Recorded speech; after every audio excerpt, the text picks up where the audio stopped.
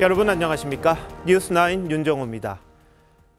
무거운 소식부터 전하게 돼 마음이 답답합니다. 경북 문경에서 화재를 진압하던 소방관 2명이 순직했습니다. 불길을 헤치며 혹시 남은 사람이 없는지 수색하던 두 영웅은 끝내 돌아오지 못했습니다. 이들이 있기에 우리가 안전할 수 있었는데 참으로 안타깝습니다. 먼저 이심철 기자가 보도합니다. 시뻘건 화염이 건물을 휘감았습니다. 시커먼 연기는 밤하늘을 뒤덮습니다. 계속 불길이고 뭐 쏟아져도 막 튀어나오죠. 그 구멍으로. 근데 이건 이 차를 큰일 났다. 밤 8시쯤 시작된 불길은 샌드위치 패널로 지어진 4층 건물을 1시간 만에 통째로 집어삼켰습니다. 경북소방본부는 대형 2단계를 발령하고 주변 소방서의 장비와 인력을 총동원해 진화에 나섰습니다. 화마와 밤새 사투를 벌인 끝에 오늘 오전 9시쯤 불을 모두 껐습니다. 하지만 소방관 2명이 안타깝게 목숨을 잃었습니다. 화재 현장에 가장 처음 도착한 이들은 건물 3층에서 다른 대원 2명과 함께 4인 1조로 사람이 있는지 수색했습니다. 그러다 갑자기 불길이 커지며 미처 탈출하지 못하고 고립됐는데 3층 바닥이 무너지면서 잇따라 주검으로 발견됐습니다. 바닥면이 붕괴되며 아래로 처진 부분에서까지 추락을 하고 여기서 우리 대원들을 발견하였습니다. 거센 화염의 열기 때문에 구조물을 받치고 있던 철근 기둥이 이렇게 엿가락처럼 휘었습니다. 공장에 있던 직원들은 모두 대피했습니다. 소방당국은 공장 3층에 있던 튀김기에서 불이 시작된 것으로 보고 내일 관계기관과 합동감식을 할 계획입니다. TV조선 이심철입니다. 순직한 두 소방대원의 이름 불러봅니다. 고 김수광 소방교, 고 박수훈 소방사. 두 사람은 화재 현장에 사람이 있을 수 있다는 말에 주저없이 화마 속으로 뛰어들었습니다. 동료들은 늘 밝고 책임감이 강했던 두 사람을 떠올리며 고개를 떨궜습니다. 김동영 기자입니다. 문경소방서 출동 대기실. 주인 잃은 외투가 덩그러니 걸려 있습니다. 사물함 안에는 어제까지만 해도 순직한 소방관들이 썼던 물품들이 그대로입니다. 출근하실 때 입고 오셨던 옷이고. 두 소방관은 마지막 순간 동료들과 함께 산소 탱크를 메고 장비를 든 채 수색 작업에 나섰습니다. 동료들은 두 대원이 공장 안에 사람들이 있을 수 있다는 말에 지체 없이 화마로 뛰어들었다고 말했습니다. 그러면서 평소에도 책임감이 강했던 동료들을 잃은 슬픔을 감추지 못합니다. 자기 몸 안 할게요. 솔선수범하는 그거는 지금 앞으로 이제 국가를 위해서 할 일 많은 날이라 있는데 또. 올해 27살인 김수광 소방교는 지난해 예천수해 현장에서 60일 넘게 구조 활동을 펼쳤습니다. 또 특전사 출신인 35살 박수훈 소방사는 인명을 구조하는 게 좋아서 소방관이 됐습니다. 쉬는 날도 퇴근하기 전에 또 연습을 하고 구조대에 전부 다 희망하는 자체가 소방을 얼마나 사랑하고 좋아하는지. 동료들은 평소 소방서에 활기를 불어넣던 두 대원들이 벌써부터 그립습니다. 정말 두 분 다 정말 밝으신 분들이었거든요. 웃으면서 인사도 양손으로 먼저 해주시고. TV조선 김동영입니다. 유족들의 찢어지는 마음을 조금이라도 위로하고자 많은 조문객들이 순직한 소방관들의 빈소를 찾았습니다. 정부는 순직 소방관들을 1계급 특진시키고 훈장을 주서했습니다. 윤동빈 기자입니다. 화재 현장 앞에 하얀 국화 2송이가 놓여 있습니다. 같은 동료로서 비통하고 한편으로 이런 일이 있으면 좀 현장 활동에 대한 두려움이 생기고. 장례식장엔 순직한 두 소방관의 사진이 걸렸습니다. 슬픔에 잠긴 유족들이 지키고 있는 빈소에 소방관들의 희생을 기리려는 추모객들의 발길이 이어졌습니다. 국민의힘 한동훈 비대위원장은 예정된 일정을 취소하고 현장을 찾아 눈시울을 붉혔고 민주당 이재명 대표도 빈소를 방문해 조문했습니다. 이 두 분의 영웅들의 삶이 굉장히 짧았지만 그 희생이라든가 헌신이라든가 용기의 면에서는 누구보다 더 빛났을 거라고 생각합니다. 국민들이 안전한 나라뿐만이 아니라 우리 소방관들도 안전한 나라를 정말 만들어야 되겠다는 생각이 듭니다. 개혁신당 이준석 대표와 양향자 원내대표도 장례식장을 찾아 애도했습니다. 순직 소방관들의 SNS엔 멋진 청년들인데 안타깝다, 감사하고 죄송하다는 추모 댓글이 달리고 있습니다. 정부는 순직한 소방관들의 1계급 특징과 함께 공적이 뚜렷한 공무원에게 수여되는 옥조 근정 훈장을 추서했습니다. 국가보훈부는 순직한 소방관 유족에게 국립묘지 안장 계획을 설명하고 발인 날인 모레 전국지방보훈청에 조기를 개항할 방침입니다. TV조선 윤동빈입니다. 정치권 뉴스로 이어갑니다. 중대재해처벌법 적용을 2년 미루는 법안이 야당 반대로 결국 무산됐습니다.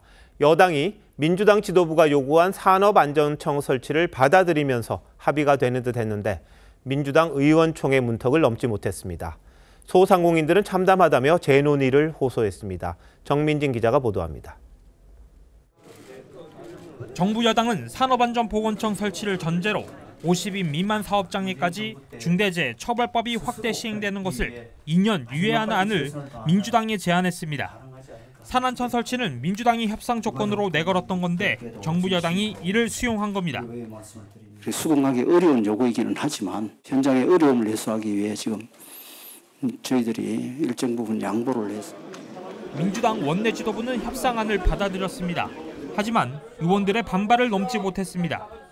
더불어민주당은 산업 현장에서 노동자의 생명과 안전이 더 우선한다는 기본 가치에 충실하기로 했습니다.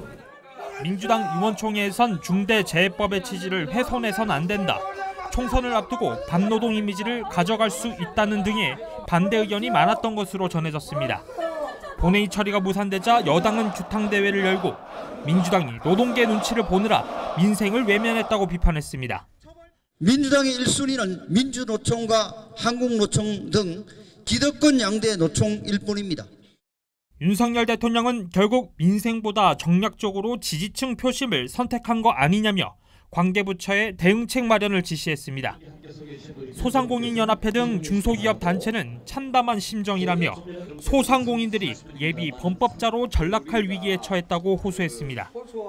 노동계는 환영 입장을 내고 법 유예와 상관없이 산업안전청을 설치하라고 촉구했습니다. TV조선 정민진입니다. 이런 가운데 부산에 이어 강원도 평창의 50인 미만 사업장에서도 중대재해 사고가 발생했습니다. 축사 지붕 위에서 태양광 설비 공사를 하던 40대 중국인이 떨어져 숨진 겁니다. 이승훈 기자가 보도합니다. 강원도 평창의 한우 농가입니다. 축사 지붕마다 태양광 발전 시설이 설치되어 있습니다. 어제 오전 9시 반쯤 축사 지붕 위에서 태양광 패널을 설치하던 40대 남성이 5.6m 아래 바닥으로 추락해 숨졌습니다. 저 철판 깔았더니 꺼먹게 근무대기에 되는데 그 사람이 말을 이쪽으로 말을 나와가지고. 숨진 노동자는 중국 국적의 외국인으로 상시 근로자가 11명인 태양광 설비 하청업체 직원으로 확인됐습니다. 고용노동부는 중대재해처벌법을 위반했는지 조사에 나섰습니다.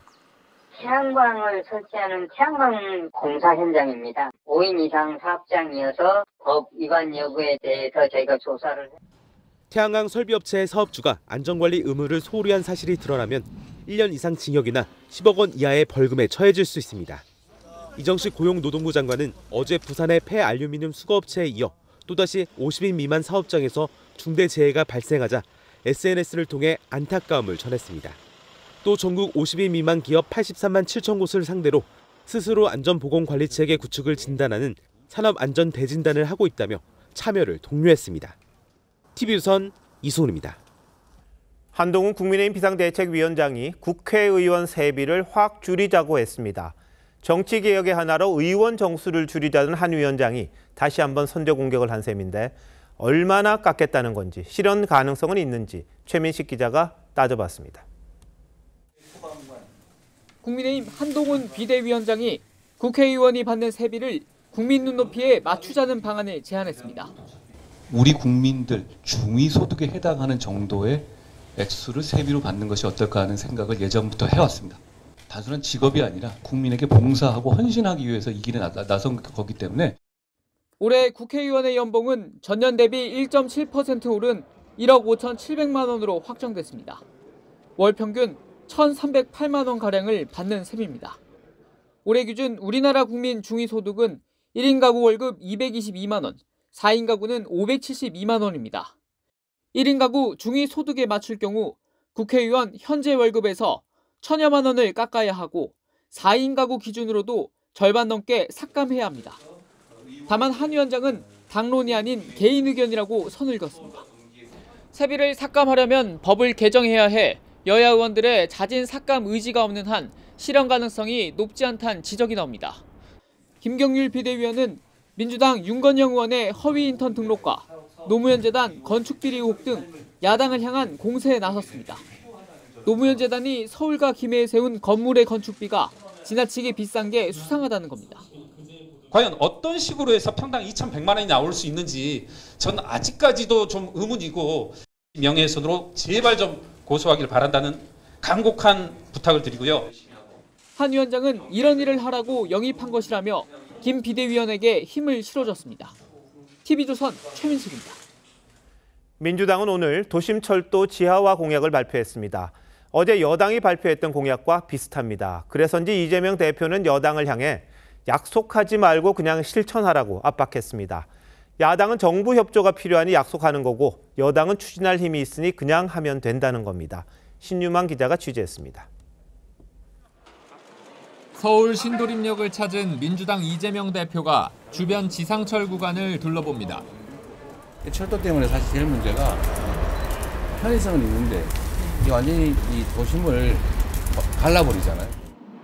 이 자리에서 이 대표는 전국 도심 구간 지상철을 지하화하고 그 위에 주거복합시설을 개발하겠다고 공약했습니다. 수도권의 경우 인천에서 서울 도심을 거쳐 구리로 이어지는 좌우축과 일산과 의정부에서 서울을 지나 천안까지 내려가는 상하축의 지상철과 GTX, 그리고 도시철도 지상구간의 모두를 지하화한다는 겁니다. 소요 예산은 수도권엔 40조 원, 전국적으로는 80조 원이 들 것으로 추산했습니다. 민주당은 정부가 철도 부지를 출자하며 건폐율, 용적률 특례를 제시하면 민자를 유치할 수 있을 것으로 내다봤습니다. 그러면서 어제 같은 공약을 발표한 여당을 향해선 여당은 약속 말고 실천에 익숙해야 한다고 견제했습니다. 선거에 이기면 하겠다 하지 말고 지금 하십시오.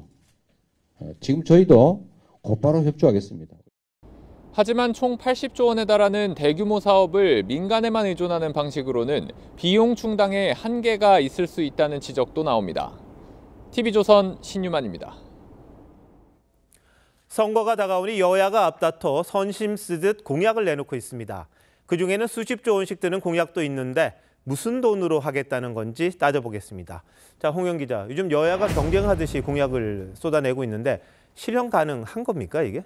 네, 실천할 수 있느냐를 두고도 이 여야의 신경전이 치열한데요. 국민의힘은 우리가 한 약속은 곧 실행이 된다면서 집권 여당임을 강조하는 반면 더불어민주당은 당장 할 수 있는 건 공약이 아니라면서 야당의 힘을 더 실어달라고 호소하고 있습니다. 저희의 정책은 발표로 끝이 아닙니다. 그게 민주당과 다른 점이죠. 지금은 집행 권한이 없기 때문에 우리 국민들께서 권한이 주어지면 그 권한을 활용해서 자, 그럼 돈이 얼마나 드는지, 그 재원은 어떻게 마련할 건지 다 준비한 거겠죠? 네, 먼저 국민의힘부터 따져봤습니다. 1호 공약이 저출생 대책이었는데요. 돌봄 지원을 포함해서 연간 10조 원이 들고 서민금융과 소상공인 지원에 2조 원이 필요하다고 추산했습니다. 여기까지는 기존 예산을 재조정하면 된다는 게 국민의힘의 설명입니다. 하지만 수십조 원 예상되는 철도 지하화 등은 최대한 민간 자본을 유치한다는 계획이어서 이 구체적인 총 비용을 가늠하기는 어려웠습니다. 자, 그럼 민주당은 어떻습니까? 네, 더불어민주당은 지난해 11월부터 공약을 쏟아냈는데요. 간병비 급여화, 경로당 점심 제공, 저출생 대책 등 모두 기존의 예산으로 충분하다는 입장입니다. 하지만 정작 출생 기본소득은 이 재원 대책이 따로 없었고 또 사업비가 80조 원이 들 것으로 추산되는 철도 지하화도 이 민간 참여를 전제로 하고 있습니다. 이렇게 해서 총 비용은 출생 기본소득을 제외하고도 최소 109조 원으로 예상됩니다. 여야가 보면 모두 철도 지하화를 공약을 했더라고요. 그 돈이 뭐 수십조 원 들어가는데 그 재원 어디서 나올지 모른다는 거잖아요. 거기다가 우리 정부 예산이 657조잖아요. 그렇다면 거기에 비해도 상당히 큰 돈이 필요하다는 건데 여야 모두 일단 지르고 보자 이런 식 아닙니까? 네, 맞습니다. 여야가 어제 오늘 나란히 발표한 철도 지하화만 봐도 철도 부지 개발 정도만 제시하는 수준입니다. 여야 모두 민간 투자를 끌어들이면 된다는 식일 뿐 구체적으로 개발 비용을 어떻게 마련할지가 빠져 있습니다. 민간 자본이 들어오면 수익을 창출할 수 있는 방안을 마련해 줘야 되는데 철도 운영 올라가면은 국민의 이용 부담이 늘어나는 거기 때문에 그러면은 또 대장동하고 똑같이 되는 거거든요. 근데 마치 문제가 금방 해결될 것처럼 이렇게 약속하는 거는 무책임하게 보이죠. 정부 재정 상황은 나쁘잖아요. 세금도 잘 안 거치고. 네, 그렇습니다. 어제 기재부 발표를 보면 이 국세 수입이 예상보다 크게 줄어서 지난해 이미 56조 원 규모의 이 세수 펑크가 난 상황입니다. 역대 최대 규모인데요. 올해도 경기 침체로 세수 감소가 예상되고 있습니다. 자, 정책 대결 좋습니다. 근데 빌공짜 공약이 워낙 많다 보니까 꼼꼼히 좀 따져보고 우리 유권자들도 선택을 해야 되지 않나 싶네요. 홍영 기자, 잘 들었습니다.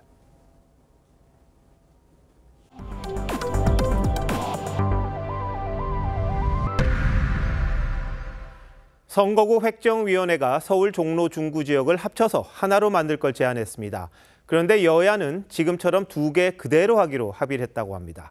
다른 권고안도 각 당의 이해관계에 따라 상당 부분 받아들이지 않은 걸로 알려졌는데 지각 논의도 모자라 짬짬이 획정 아니냐는 비판이 나올 수밖에 없습니다. 한송원 기자가 설명합니다.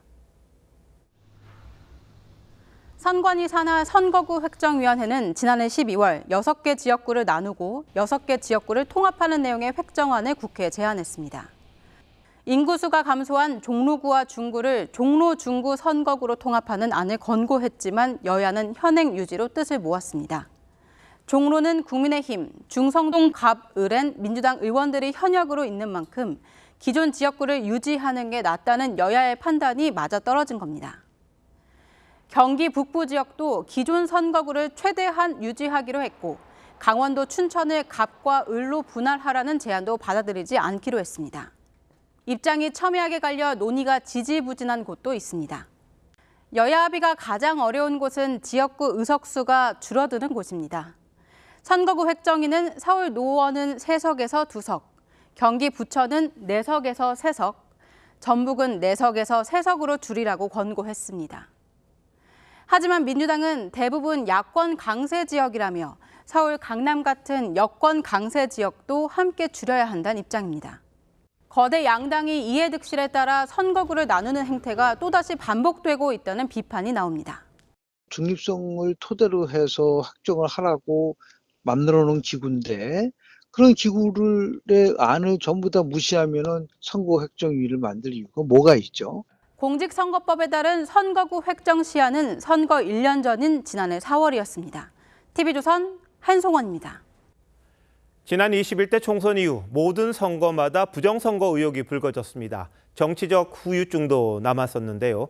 선거관리위원회가 이런 논란을 차단하기 위해 손으로 표를 점검하는 절차를 이번 총선에 도입하기로 했습니다. 조성호 기자가 개표 시연 과정을 보고 왔습니다. 개표 요원들이 투표지를 눈으로 직접 확인하며 한 장 한 장 분류합니다. 지난 2002년 지방선거 때 전자개표가 도입된 뒤 처음 실시되는 수검표 절차입니다. 투표함에서 투표지를 꺼내 1차 분류를 끝내면 분류기를 통해 각 후보별 집계가 이뤄집니다. 2차 분류가 마무리되면 심사 계수기를 통해 분류에 오류가 없었는지 확인하는데 이 사이에 수검표 과정이 도입됩니다. 투표지 분류기를 거쳐 후보별로 분류된 투표지입니다. 이후 사람 손으로 일일이 기계가 분류한 게 맞는지 확인하는 절차가 추가됩니다. 선관위는 수검표 절차가 부정개표 논란을 막을 것으로 기대했습니다. 신뢰성과 정확성 확보를 최우선 가치로 두고 국민이 안심하고 투표에 참여할 수 있도록 수검표 절차를 도입하였습니다. 수검표 과정 도입으로 개표 시간도 2-3시간 늘어날 걸로 선관위는 내다봤습니다. 지난 21대 총선 땐 빠른 지역은 자정전 당선 윤곽이 드러났는데 이번 총선에선 다음 날 새벽은 돼야 윤곽이 나올 것으로 전망됩니다. TV조선 조성호입니다. 민주당 전당대회 때 돈 봉투를 받은 의혹이 있는 국회의원 상당수가 검찰 소환에 응하지 않고 있습니다. 불체포 특권이 있고 선거 국면이다 보니 총선 전 조사는 어려워 보입니다. 유권자들은 누가 수사 대상인지 모른 채 투표해야 할 판입니다. 이재중 기자의 보도입니다. 검찰은 최근 민주당 현역 의원 7명에게 소환장을 보냈습니다. 2021년 민주당 전당대회를 앞두고 국회에서 열린 송영길 지지 모임에 참석해 돈 봉투를 받은 걸로 의심되는 의원들입니다. 인천 두라고 원래 안 주려고 했는데 얘들이 보더니 또 형님 하는 김에 우리도 주세요. 또 거기서 3개 뺏겼어. 당시 모임 참석 의원 중 이성만, 허종식, 임종성 의원은 이미 조사를 받았습니다. 하지만 이번에 소환 통보를 받은 7명은 모두 총선 등 정치 활동을 이유로 출석을 거부했습니다. 검찰이 선거를 앞두고 강제 구인에 나설 가능성은 낮습니다. 검찰 관계자는 현역 의원 신분이라 불체포 특권 등 여러 상황을 고려해야 한다며 효율적인 방식으로 수사할 것이라고 했습니다. 어제 1심 법원이 윤관석 의원에게 징역 2년의 실형을 선고했지만 돈을 받은 의혹을 받는 의원들에 대한 수사는 총선 이후로 미뤄질 전망입니다. TV조선 이재중입니다. 웹툰 작가 조호민 씨 자녀를 정서적으로 학대한 혐의를 받는 특수교사가 1심에서 유죄를 선고받았습니다. 재판부는 주씨 부부가 교사 발언을 몰래 녹음한 파일도 증거로 인정했는데요. 아이의 특수성을 고려했습니다. 고승현 기자입니다. 경기도 용인의 한 초등학교. 재작년 9월 주호민 씨 측은 이 학교의 특수반에 다니는 아들의 가방에 녹음기를 넣어 등교시켰습니다.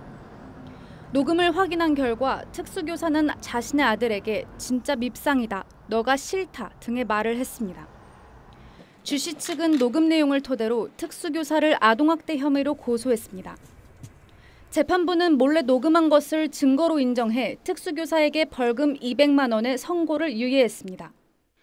피해자가 자폐성 장애를 앓고 있어 학대를 직접 방어할 능력이 없고 CCTV가 없는 공간에서 녹음 외의 학대 정황을 확인하기 어려운 점을 유죄 판결의 이유로 밝혔습니다. 공개되지 않은 타인 간 대화를 녹음하는 것을 금지하고 몰래 녹음한 것은 재판에서 증거로 사용할 수 없다는 통신비밀보호법의 위법성 조각 사유로 본 겁니다. 이 사건이 장애의 부모와 특수교사들 간에 어떤 대립으로 비치지 않기를 간절히 바라고요. 하지만 특수교사 측은 선고 직후 항소 입장을 밝혔습니다. 교실에서 몰래 녹음은 학생과 교사 사이에 불신의 대명사라고 생각합니다. 경기도 교육청도 특수교육 현장의 특수성이 충분히 고려되지 않았다며 유감을 표했습니다. TV조선 고승현입니다. 행인들을 차로 치고 백화점에 들어가 흉기를 휘둘러 14명의 사상자를 낸 최원종이 1심에서 무기징역을 선고받았습니다. 최원종 측은 심신미약을 주장하면서 감형을 요청했지만 받아들여지지 않았습니다.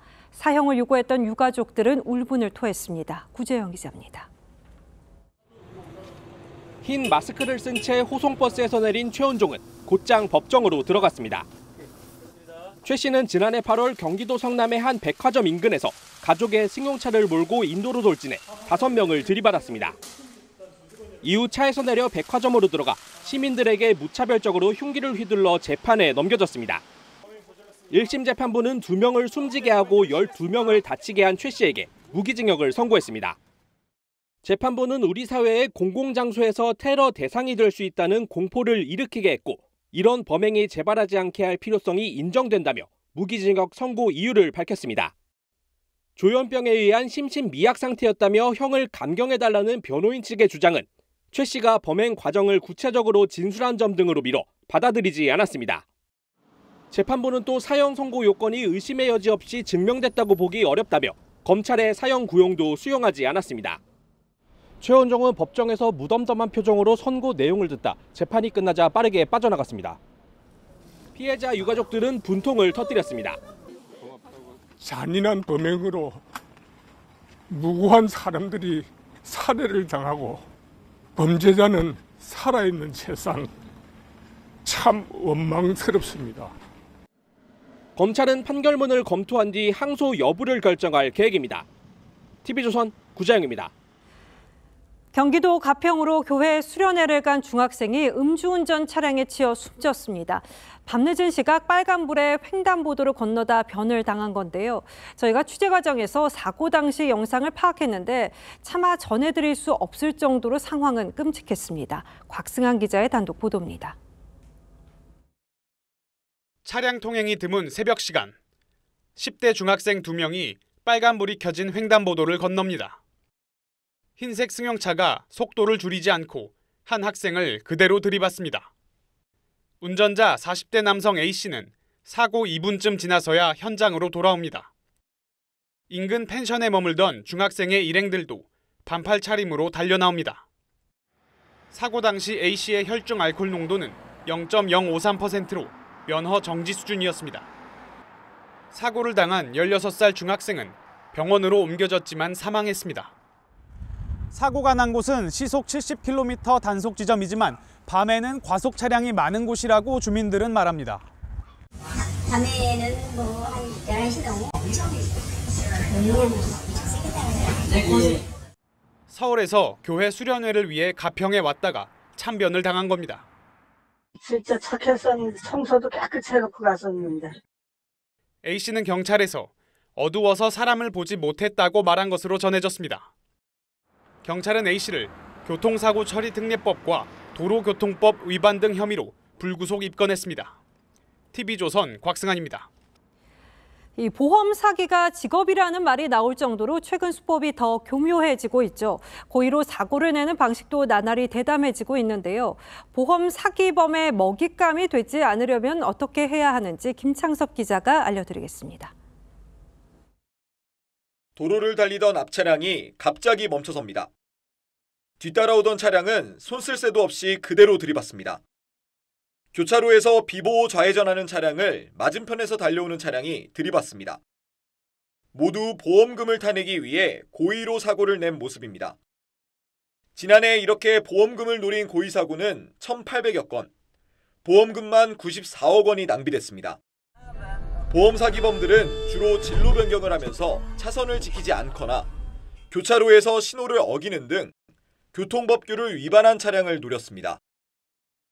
일정한 소득이 없는 20에서 30대가 생활비와 유흥비 마련을 위해 지인들과 공모해 사고를 냈습니다.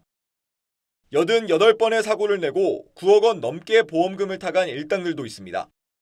벌칙 조항 자체가 너무 약하다 보니까 실제로 이걸 이행하고 얻는 게 더 크다는 인식이 상당히 크고요.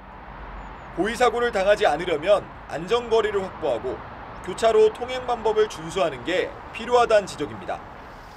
금융당국은 고의 사고가 의심되면 블랙박스와 현장 사진 등을 확보하고 경찰이나 금융감독원에 신고해달라고 밝혔습니다. TV조선 김창섭입니다.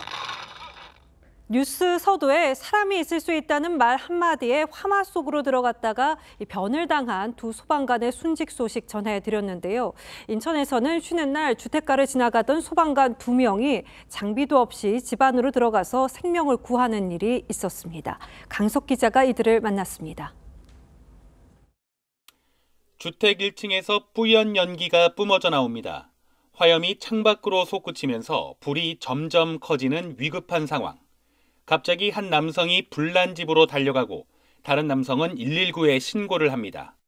인천 서부소방서 소속 고준규 소방교와 김상근 소방교입니다. 두 소방관은 점심 식사를 하고 이곳을 지나다가 창문에서 검은 연기가 나는 것을 발견했습니다. 불이 난 집 현관을 강제로 부수고 들어가 보니 안에는 60대 남성이 쓰러져 있었습니다. 저희가 할 수 있으면은 도착한 지금 근무하고 있는 소방관분들한테 인계를 해주면 되는 부분이니까 저는 그냥 당연하게 했던 것 같아요. 유독가스가 계속 뿜어져 나왔지만 두 사람은 맨몸으로 현장에 교대로 들어가 구조 작업을 벌였습니다. 너무 오래 있으면 약간 위험할 수도 있으니까 잠깐 교대하면서 먼저 뒤에 있었던 친구가 상황 전파 들은 친구가 이제 바로 들어서 나오고 그 다음에 이제 호흡과 맥박 확인하는 거죠. 이웃 주민은 빠른 대처 덕분에 피해가 커지지 않았다며 감사의 마음을 전했습니다. 크게 정말 예방을 해주셔갖고 작게 일어나게 해주셔갖고 너무너무 감사해요. 구조된 남성은 얼굴 등에 화상을 입고 병원에서 치료를 받고 있습니다. TV조선 강석입니다. 한강을 오가는 수상버스가 오는 10월부터 운항됩니다. 마곡과 여의도, 잠실 등 선착장 7곳도 확정됐는데요. 잠실에서 여의도까지 막히는 길을 30분 만에 이동할 수 있게 될 뿐 아니라 관광 역할도 해낼 수 있을 것으로 기대됩니다. 이용요금은 3,000원으로 서울시의 대중교통 무제한 정기권인 기후통행 카드로도 탑승이 가능합니다. 그럼 우려되는 점은 없는지 노도일 기자가 선착장을 돌아봤습니다. 런던 템즈강으로 가는 초고속 페리, 런던 시민들에게는 수상버스와 같습니다. 서울시는 오는 10월부터 런던의 수상버스와 같은 한강 리버버스를 도입하기로 했습니다.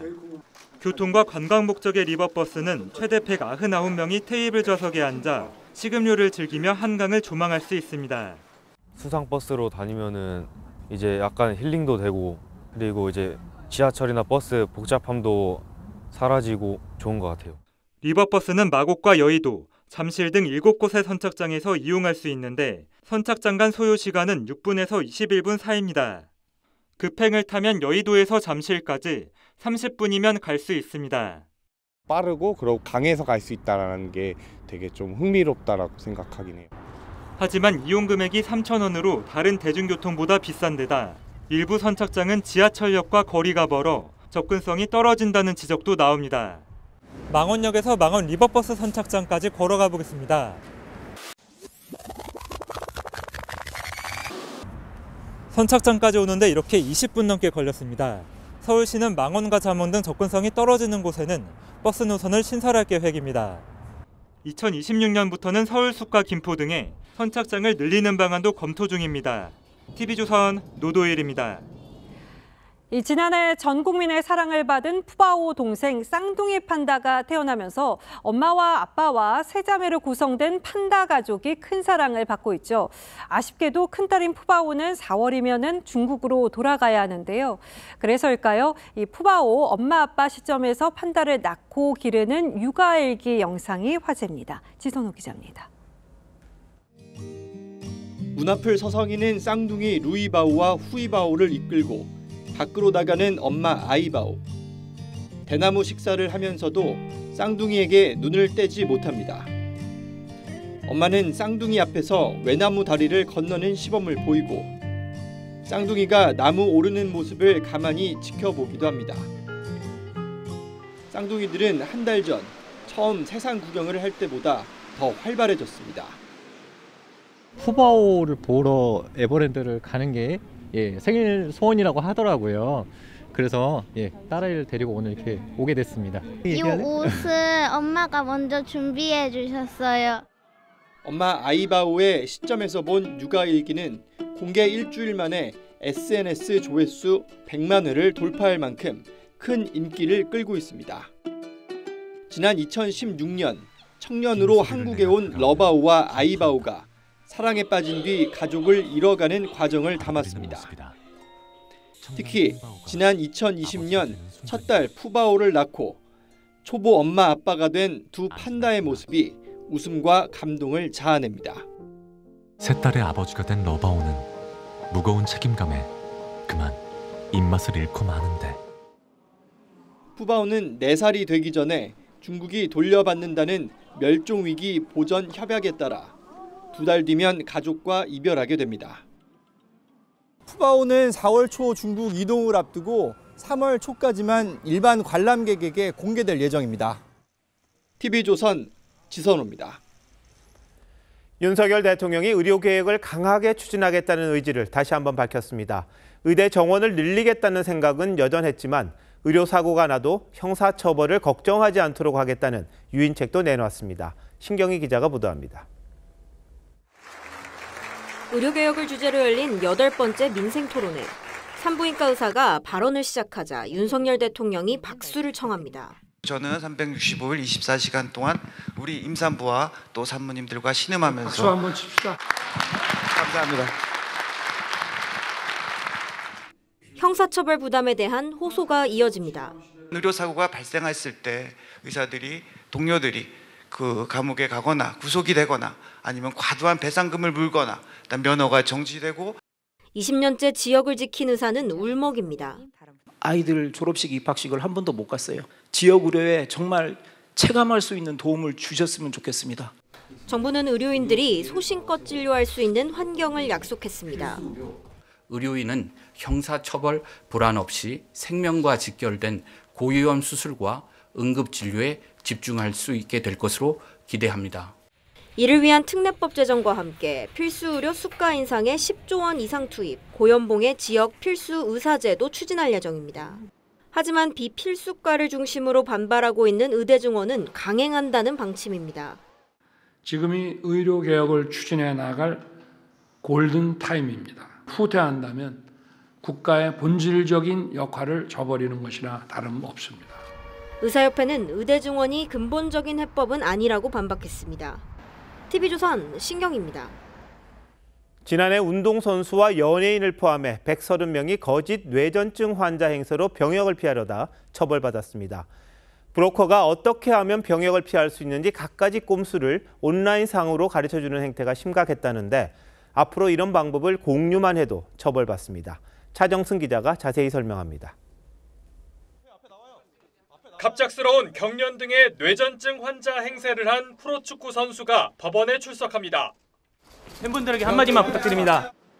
130명이 처벌받은 허위 뇌전증 병역 면탈 사건의 발단은 한 병역 브로커가 개설한 웹사이트였습니다. 지금도 온라인상엔 무릎인대 고의 파열, 관략근 힘 빼기, 정신질환인 것처럼 행동 등의 병역 회피 방법을 알려주는 글이 난무합니다. 어떻게든 군대를 안 가기 위한 꼼수들이 담긴 게시글은 단속된 것만 매년 2천여 건에 이릅니다. 설사 단속이 되더라도 그동안은 포털에 삭제 요청만 가능했습니다. 하지만 지난해 말 병역법이 개정돼 올해 5월부턴 꼼수 정보를 올리기만 해도 징역이나 벌금형을 받을 수 있습니다. 궁금해서 물어본다는 것은 관계없는데 그 내용상에서 면탈 혐의가 있는 것을 저희들이 계속 추적하고 있습니다. 급격한 체중 변화나 정신질환의 근거가 부족할 경우 재검사를 받아야 합니다. 몸이 안 좋은 친구들은 확실히 도와주고 몸이 좋은 친구들은 확실히 현역으로 보낼 수 있게끔 좀 더 관련된 규정을 강화해서 사이버 조사 전담 조직을 신설한 병무청은 특별사법경찰을 통한 단속 권한을 확대할 계획입니다. TV조선 차정승입니다. 대통령실이 불교계의 십자가 그림에 기도문까지 포함된 포장지를 쓴 설 명절 선물을 보냈다가 바로 회수했습니다. 대통령 비서실장이 조계종을 찾아 사과할 만큼 문제가 심각하다는 걸 인정한 건데 한센인들의 미술 작품을 소개하려다 낭패를 봤다고 합니다. 아주 상식적이고 기본적인 부분 하나 배려하지 못하는 대통령실의 부주의, 어처구니 없습니다. 홍현주 기자입니다. 이번 주 배송이 시작된 대통령 부부의 설 선물입니다. 유자청은 성당, 잣은 교회 그림으로 포장됐고 십자가 앞에서 묵주를 들고 기도하는 그림은 겉상자와 함께 별도 카드로도 제작됐습니다. 한센인들에 대한 편견을 극복하자는 취지에서 소록도병원 환자들의 미술 작품을 소개한 건데 하나님 감사합니다로 시작하는 기도문까지 함께 받아든 불교계는 당혹감을 감추지 못했습니다. 논란이 불거진 지 6시간 만에 이관섭 비서실장이 조계종을 찾아 직접 사과했습니다. 예. 좀 더 세심하게 챙기도록 하겠습니다. 예. 우리 죄송합니다. 네. 총무원장 진호 스님은 의도적으로 한 게 아니니 종도들의 이해를 구하겠다며 사과를 받아들였는데 4년 전 자유한국당 황교안 대표가 육포 선물을 보냈던 일을 언급하기도 했습니다. 그때는 그게 좀 부족해가지고 우리 종도들이 굉장히 좀 섭섭한 것은 사실입니다. 대통령실은 아직 도착하지 않은 선물은 회수하고 새로 포장해 보내겠다고 했지만 불필요한 논란을 키웠다는 지적이 나옵니다.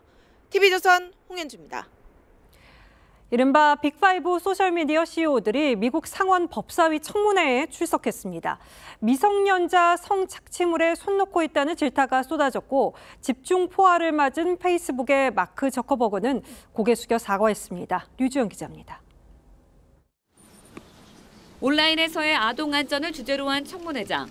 메타, 스냅챗, 틱톡, X, 디스코드 CEO들이 증인석에 섰습니다. 증언이 상영되고 My son Riley died from suicide after being sexually exploited on Facebook. 책임 추궁이 이어집니다. I know you don't mean it to be so, but you have blood on your hands. 페이스북과 인스타그램 운영사인 메타의 마크 저커버그의 비난이 집중됐습니다. Have you compensated any of the victims? I don't believe so. Who did you fire? I'm not going to answer that. 결국 저커버그는 피해자 가족들을 향해 고개를 떨궜습니다.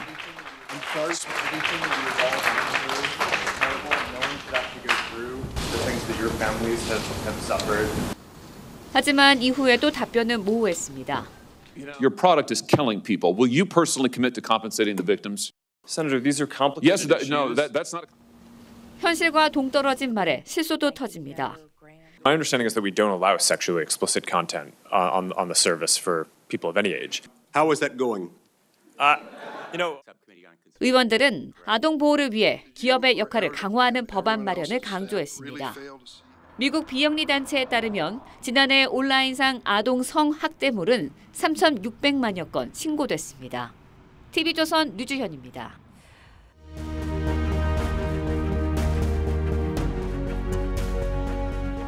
Don't play it no more. No, no, no, no, no, no, no. 명곡 스탠드 바이 미를 불렀던 베니 킹이 하소연합니다. You know that you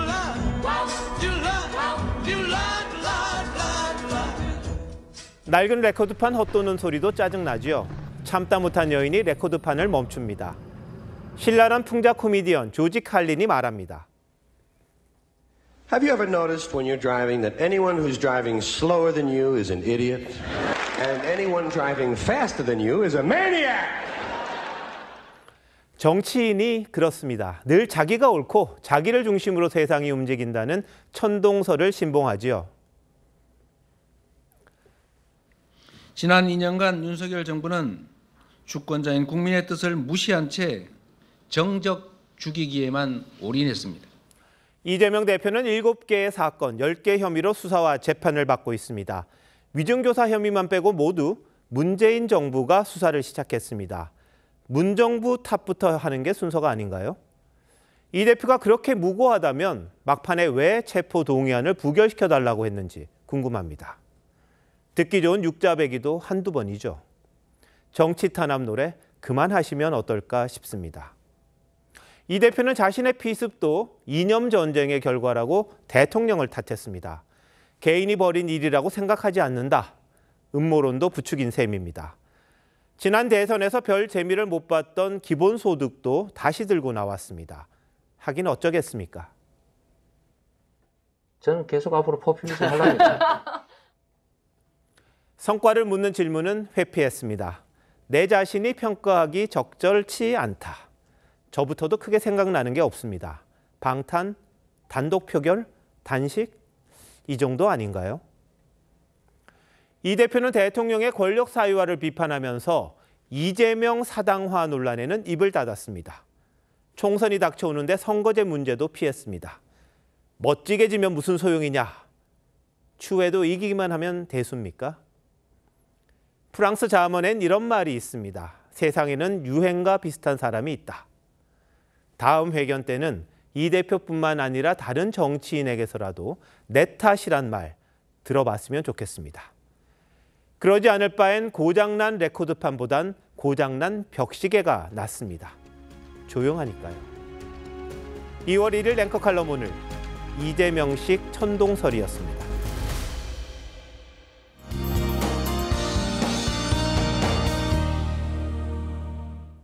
서쪽 지역의 공기가 무척 탁합니다. 오늘 서울 등 수도권과 충청으로는 초미세먼지 주의보까지 발령됐는데요.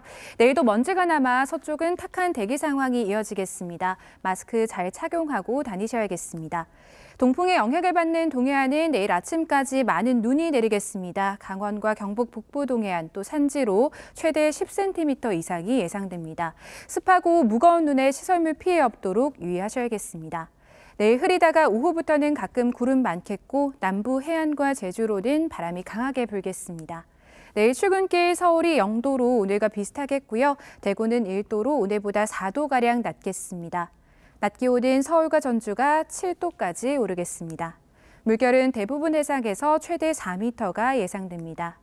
일요일 영동과 충청, 이남을 시작으로 월요일에는 전국에 비나 눈이 내리겠습니다. 날씨였습니다. 2월 1일 목요일 뉴스9 마칩니다. 시청해주신 여러분 고맙습니다.